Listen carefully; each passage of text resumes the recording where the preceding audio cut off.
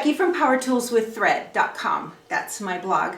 Welcome to Kimberbell's Red, White, and Bloom. I am so excited to bring you along with me while I make this adorable wall hanging. There is a pattern book for this. There is a fabric kit for this, and there is an embellishment kit for this. For the fabric, if you would like to shop your own stash, that would be just fine. I'm sure you can make it look just as pretty.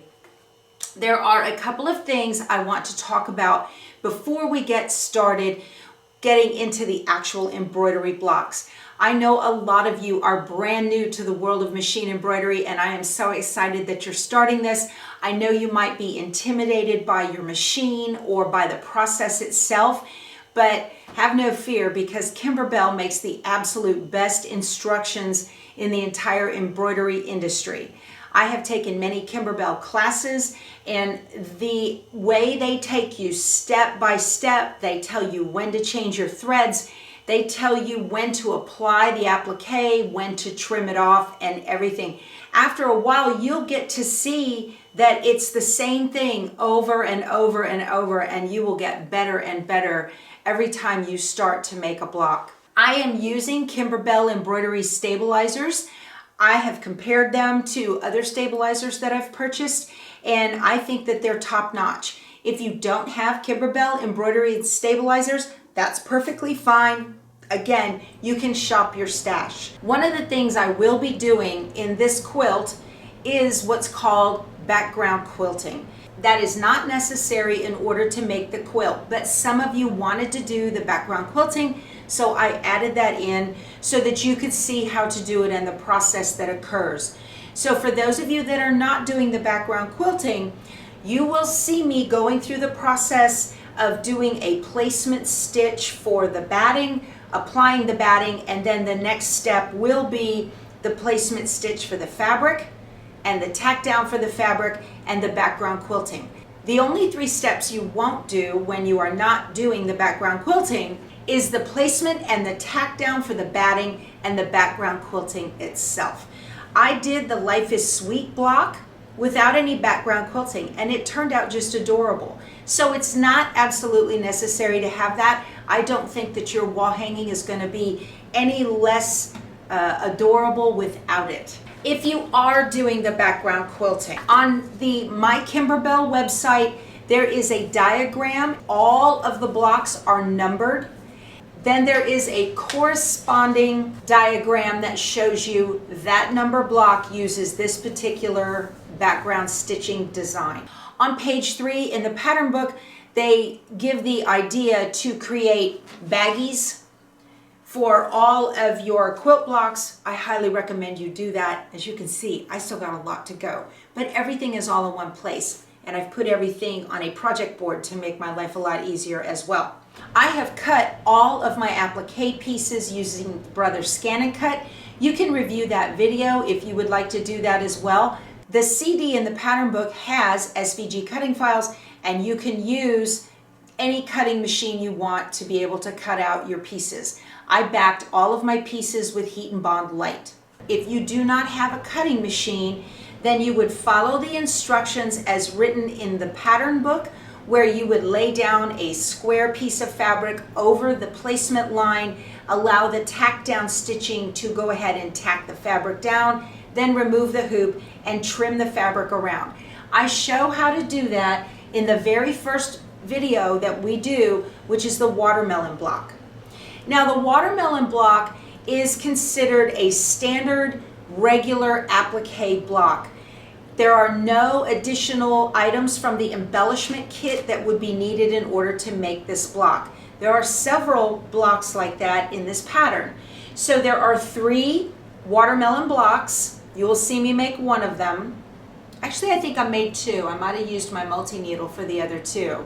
There are 6 star blocks that are identical. They're just using different fabrics, and they go in different parts of the quilt. Another regular plain standard embroidery block is the Relish Today block. However, in the video for Relish Today, I show you how to use the thread advance or thread go backwards buttons. That's what we'll call them, plus minus, thread forward, thread backward buttons on your embroidery machine to be able to stitch out the mustard bottle all at one time, the relish bottle all at one time, and the ketchup bottle all at one time.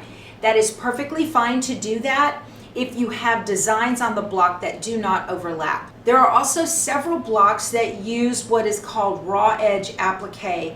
And the difference between regular applique and raw edge applique is that all of the edges of the fabric in the watermelon block, this is a standard applique block, there is a satin stitch that covers all of the edges of the fabric. In the Freedom block, the glitter vinyl is trimmed after the tack down stitch. There is not any type of stitch that actually covers the edge of the glitter vinyl. So you can see the difference between raw edge applique and a standard applique that uses a satin stitch to cover all of the edges of the fabric.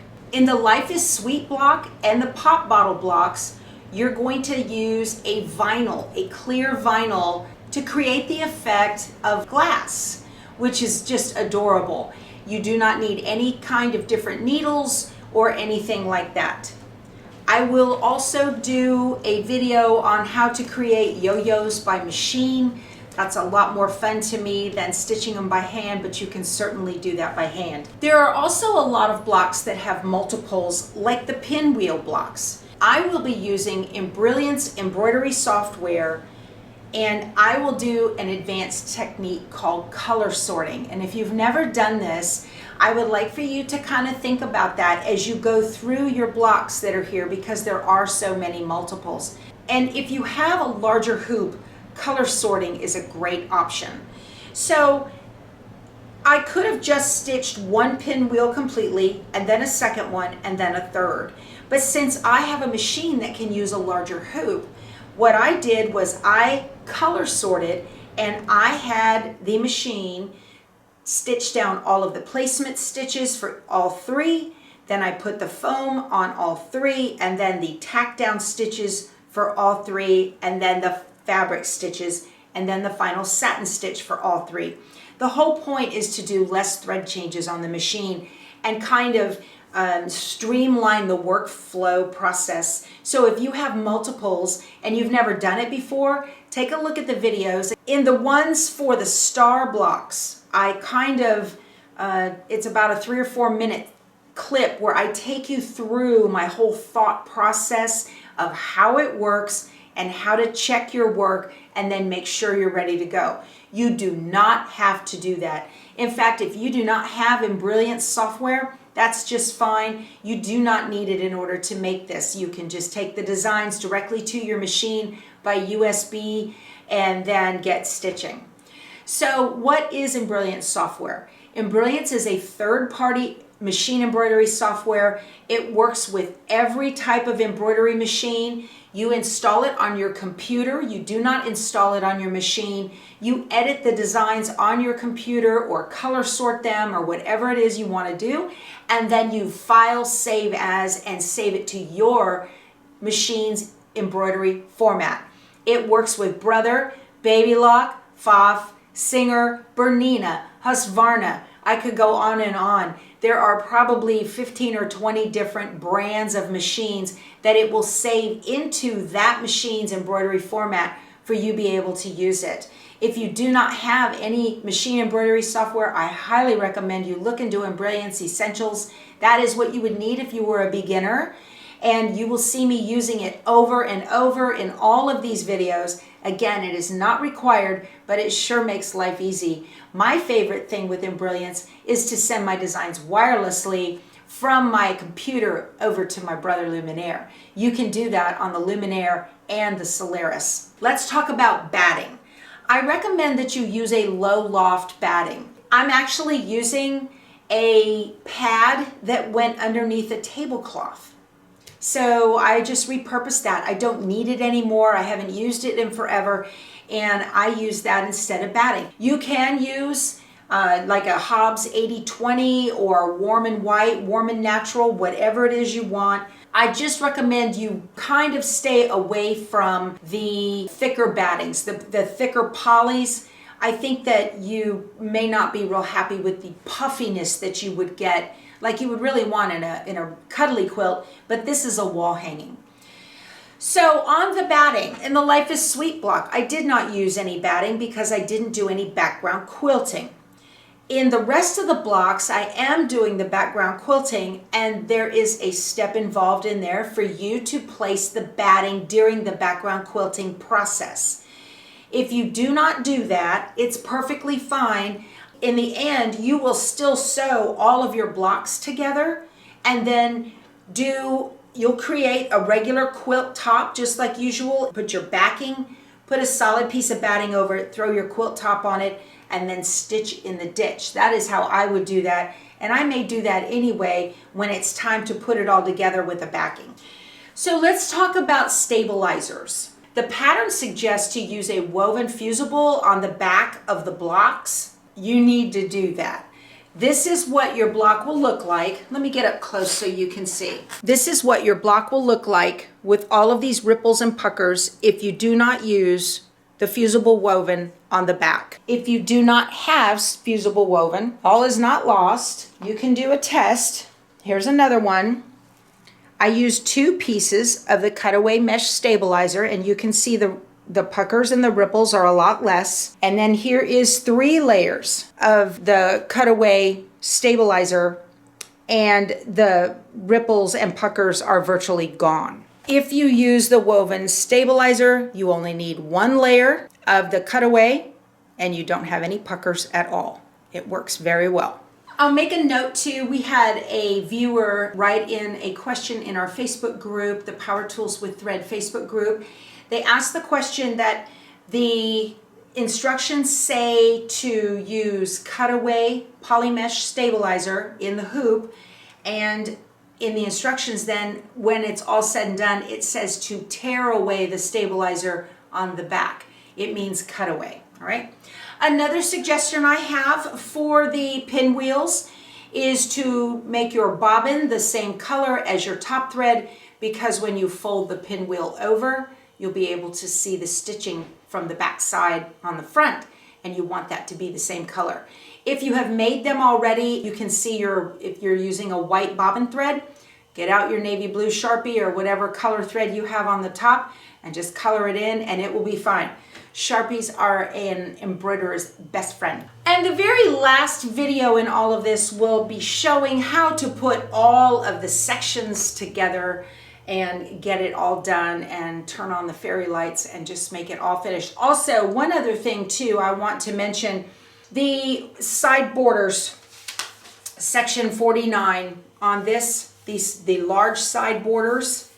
If you are going to be doing background quilting on them, the instructions say to cut them 2 inches larger, just to make sure that you don't have any kind of shrinkage that'll cause you to be short on your border pieces. So that's just something to keep in mind. Be sure to take a look at the instructions for everything that they have. You want to have a successful project. So I will be doing these videos in sections that are like a concept or a group. I may not make a video on every single block, but the concept that is used in a particular block, for instance, the concept that is used for raw edge applique, cutting the glitter vinyl in the Freedom block, is exactly the same as the concept in the Fireworks blocks. The concepts used in stitching down the clear vinyl in the Lemonade block are identical to making the Pop Bottle blocks. I will also be sure to do individual videos for the truck and the fireflies, because the embellishments for those are so different. I hope you guys are ready to have a great time. This is going to be a lot of fun. I don't know that we'll get it done in a week, but we will sure give it a try, okay? All right, you guys, let's go sew something.